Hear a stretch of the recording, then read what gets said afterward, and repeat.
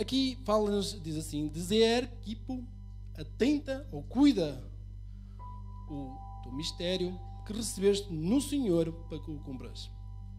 Aqui, nessa carta, é mais uma das cartas do nosso amigo Paulo, um escritor de cartas. Não somente escreveu essa, como escreveu em outras cartas.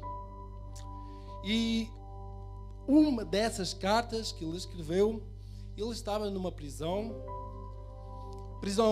creio que é uma prisão, antigamente não tinha ar-condicionados como as prisões de agora. As prisões de agora têm ginásio, tem televisão, tem ar-condicionado. Mas, no entanto, no tempo de Paulo, não tinha nada disto. Era simplesmente, talvez, creio e acredito que elas fossem frias, sem as mínimas condições. No entanto, que Paulo, ela escreveu esta carta. Ele, sem mais nem menos, ele era um grande homem de Deus. Mas, outrora, ele não era um homem de Deus. Antes de ser Paulo de Tarso, um pregador da palavra de Deus, ele era chamado Saulo, um homem que era perseguidor da igreja de Cristo. Amém? Ele era um homem temido pelos cristãos, porque a fama dele, ele não podia ouvir falar em Jesus Cristo. Tudo que falasse da boca de algum cristão, falasse em Jesus Cristo, que era o caminho.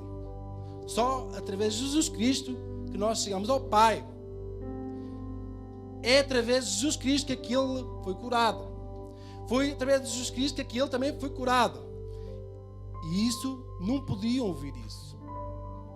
Paulo foi um perseguidor da igreja de Cristo. Amém? Diz a Bíblia ainda que ele pediu cartas da sinagoga, aos governantes, que pudessem ir à busca dos cristãos, porque na altura, quando mataram Estevão, um homem de Deus, chegou ao auge, quer dizer, da perseguição, ao topo. Paulo, ele pediu as cartas para que pudesse, porque todos aqueles cristãos, eles espalharam-se, eles fugiram daquela zona e espalharam-se. Consequentemente, por incrível que pareça, o inimigo nunca consegue calar a boca dos homens de Deus, homens ungidos. Automaticamente, eles terem espalhado, automaticamente a palavra também foi com eles. E a palavra, ela também foi espalhada. E diz a Bíblia ainda que escreveram as cartas para Paulo, para que ele pudesse. Diz aí na Bíblia que quando ele ia já em direção a Damasco, ele teve um encontro. Não um encontro com um homem qualquer, mas não foi um encontro com nenhum oficial. Não foi nenhum encontro com nenhum governante terreno, mas sim foi o homem que é o leão da tribo de Judá. É aquele que venceu a morte para que nós possamos ter a vida eterna. Foi o homem que ele é a luz do mundo, aquele que vive e reina eternamente. E ele chamava-se Jesus Cristo. Não foi um homem qualquer, ao ponto de Paulo ficar atónico. Eu creio que Paulo, naquela altura, ele ficou sem forças. Porque ele, primeiro, não contava, e ainda muito menos aquele que ele perseguia. Paulo perguntou: o que queres que faça?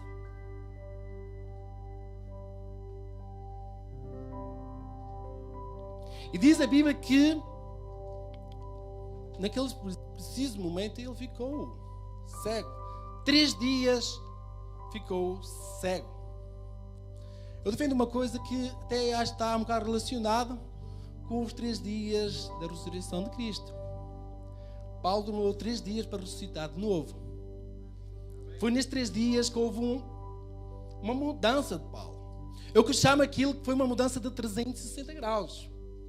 Ao ponto, quando passou logo depois, Jesus falou com Ananias para que fosse à casa de Judas, para que orasse por Paulo e as camas saíssem e ele voltasse outra vez outra vez a ver.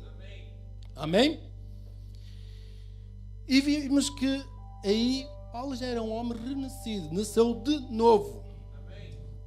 Já não era um perseguidor, mas era um homem, um perseguidor da Igreja de Cristo, mas era um homem que pregava. O perseguidor passou a ser um homem perseguido, ao ponto que muitos ficaram admirados, até pensaram o seguinte, que ele era tudo uma cilada, tudo uma forma de camuflagem para que pudesse apanhar os cristãos de lá e pudesse pôr as garras e levar para a prisão.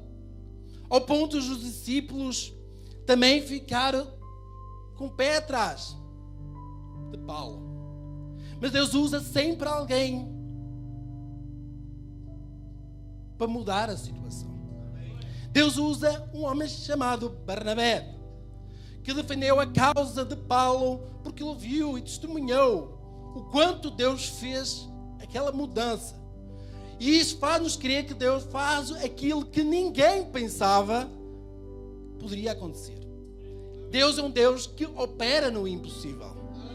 Jamais alguém diria que Paulo, na altura Saulo, poderia ser salvo. Jamais alguém poderia pensar que da boca de Saulo, saísse uma pregação, falar através de Jesus Cristo, pregar o Evangelho. Mas, no entanto, Deus fez uma mudança naquele homem. Amém? Deus é um Deus que opera no impossível. Portanto, nós nunca podemos dizer da nossa boca, só o Deus o sabe, que aquele não pode ser salvo, que aquele também não pode ser salvo por ser assim, ser assado. Deus é que sabe todas as coisas. Cabe-nos a nós semear